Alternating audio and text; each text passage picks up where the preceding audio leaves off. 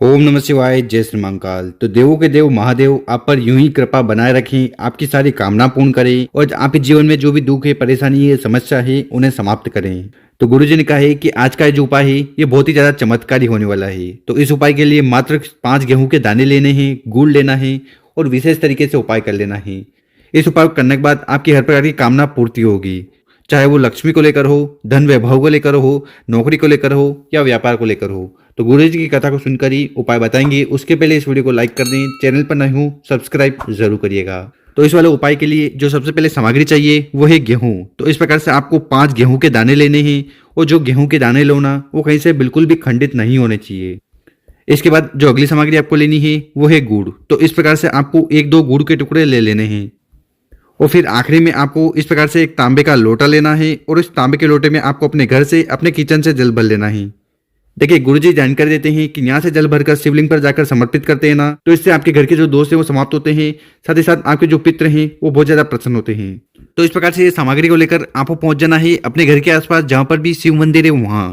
और गुरुजी ने कहा है कि ये वाला जो उपाय है ये आप सुबह शाम किसी भी समय कर सकते हो, तो समय की कोई भी पाबंदी नहीं है। और शिव मंदिर में जाने के बाद सबसे पहले जो भी सामग्री आपको शिवलिंग पर समर्पित करनी है, जो भी पूजन पाठ आपको करनी है वो कर लीजिएगा। और पूजन पाठ करते समय आपका चेहरा उत्तर दिशा की तरफ होना चाहिए। देखिए शिवलिंग के ऊपर अगर आप गेहूं का उपाय करते हो ना, तो इससे आपके जीवन के जितने विघ्न है, समस्या है, वो समाप्त होती है। और ठीक इसी प्रकार से शिवलिंग के ऊपर आप गुड़ का उपाय करते हो ना, तो इससे आपके जीवन में जो भी अंधकार है वो खत्म होता है और तेज की वृद्धि होती है। तो इस वाला उपाय में आपको करना क्या है कि आपके पास से 5 गेहूं के दाने, ठीक है, तो उसमें से आपको 4 गेहूं के दाने उठाना है और उठाकर अपने सीधे वाले हाथ में रख लेना है। और विशेषकर आपको गणेश जी से प्रार्थना करना है कि हे विघ्नहर्ता, हमारे जीवन में जो भी दुख है, परेशानी है, समस्या है, उन्हें खत्म करें। ऐसी प्रार्थना करते हुए उन 4 गेहूं के दाने को आपको शिवलिंग के सीधे वाले भाग पर गणेश जी के स्थान पर समर्पित कर देना है, ओम गणेशाय नमः का स्मरण करते हुए। इसके बाद आपके पास बचा है एक और गेहूं का दाना, उसको उठाना है और उस जल के पात्र में, उस जल के लोटे में उस गेहूं के दाने को डाल देना है। इसके बाद आपके पास जो गुड़ के टुकड़े हैं उनको उठाना है और उनको भी आपको जल के पात्र में डाल देना है। और उसके बाद आपको इस प्रकार से एक जल का लोटा तैयार कर लेना, ठीक है। फिर और आखिरी में जल के लोटे को उठाना है, थोड़ा जल आपको समर्पित करना है गणेश जी के स्थान पर ओम गणेशाय नमः का स्मरण करते हुए। और उसके बाद उस जल के लोटे में जितना भी जल है उसको आपको शिवलिंग के ऊपर समर्पित कर देना है, ओम नमः शिवाय श्री शिवा नमस्तुभ्यम का स्मरण करते हुए। बस इतना सा उपाय करना है। गुरु जी कहते हैं कि इस उपाय करने के बाद भगवान भोलेनाथ आपकी सारी कामना इच्छा पूर्ण करेंगे और गणेश भगवान आपके जीवन में जो भी विघ्न है, समस्या है, बाधा है, उन्हें खत्म करेंगे। तो गुरु जी द्वारा बताया गया बहुत ही अचूक विशेष उपाय है, तो इस प्रकार से आपको पहला वाला उपाय जरूर करना चाहिए। अब जानते हैं गुरु जी द्वारा बताया गया दूसरा उपाय। विशेषकर इस उपाय को आपके जीवन में आ रही हर प्रकार की समस्या को दूर करने के लिए, साथ ही साथ जो भी जीवन में दुख है, परेशानी है, उन्हें खत्म करने के लिए करना है। और ये दूसरा वाला उपाय कैसे करना है वो बताएंगे। उसके पहले अपने शुभ हाथ से 2 कार्य कर लें। एक तो इस वीडियो को लाइक कर दें और कम से कम 5 लोगों के साथ व्हाट्सएप पर इस वीडियो को शेयर कर दें। तो इस वाले उपाय में जो सबसे पहले सामग्री चाहिए वो है काली मिर्च। क्या लेना है आपको? काली मिर्च। कितनी चाहिए? तो मात्र आपको 1 काली मिर्च ले लेनी है। इसके बाद जो अगली सामग्री है वो है चावल। कितने चावल के दाने की जरूरत है? तो मात्र आपको 1 चावल का दाना लेना है और जो चावल का दाना लो ना, वो कहीं से खंडित नहीं होना चाहिए। इसके बाद जो अगली सामग्री है वो है शहद, ठीक है। कितना शहद लेना है? मात्र आपको 1 चम्मच शहद ले लेना है या फिर 3 से 4 बूंद शहद ले लेना है और इससे हमें उपाय करना है। और इसके बाद आपको इस प्रकार से एक तांबे का लोटा लेना है और उस तांबे के लोटे में आपको अपने घर से, अपने किचन से जल भर लेना है। और आगे हमने जो आपको 1 चावल का दाना, 1 काली मिर्च और शहद बताया था, तो इन तीनों सामग्री को आपको अपने घर से ही इस जल के लोटे में डाल लेना और इस प्रकार से आपको एक जल का लोटा तैयार कर लेना है। और फिर इस जल के लोटे को लेकर आपको पहुंच जाना है शिव मंदिर। ये वाला उपाय भी आप सुबह शाम किसी भी समय अपनी इच्छा अनुसार कर सकते हैं। और शिव मंदिर में जाने के बाद आपके पास जो जल का लोटा है ना, उसको उठाना है और उसको अपनी कामना, अपनी इच्छा कहते हुए, साथ ही साथ जीवन में जो भी दुख है, परेशानी है, उसका स्मरण करते हुए शिवलिंग पर 5 जगह समर्पित करना है। देखिए आपको पता होगा कि शिव जी का पूरा परिवार शिवलिंग पर ही विराजमान है। तो आपको करना क्या है? सबसे पहले उस जल के लोटे को उठाना है, थोड़ा जल आपको समर्पित करना है गणेश जी के स्थान पर ओम गणेशाय नमः का स्मरण करते हुए। इसके बाद इस जल के लोटे को उठाना है, थोड़ा जल आपको समर्पित करना है माता अशोक सुंदर वाली जगह पर ओम नमः शिवाय श्री शिव नमस्तुभ्यम का स्मरण करते हुए। इसके बाद थोड़ा जल आपको समर्पित करना है भगवान कार्तिकेय जी के स्थान पर। इसके बाद उस जल के लोटे में से थोड़ा जल आपको समर्पित करना है माता के हस्त कमल पर। तो ये जो कटे वाला भाग है ना, यहाँ पर आपको थोड़ा जल समर्पित कर देना है। और आखिरी में उस जल के लोटे में जितना भी जल है उसको उठाना है और शिवलिंग पर अपनी कामना, अपनी इच्छा कहते हुए पूरा जल समर्पित कर दीजिएगा। बस इस प्रकार से आपको 5 जगह पे अपनी कामना, अपनी इच्छा या अपनी समस्या का स्मरण करते हुए जल को समर्पित कर देना है।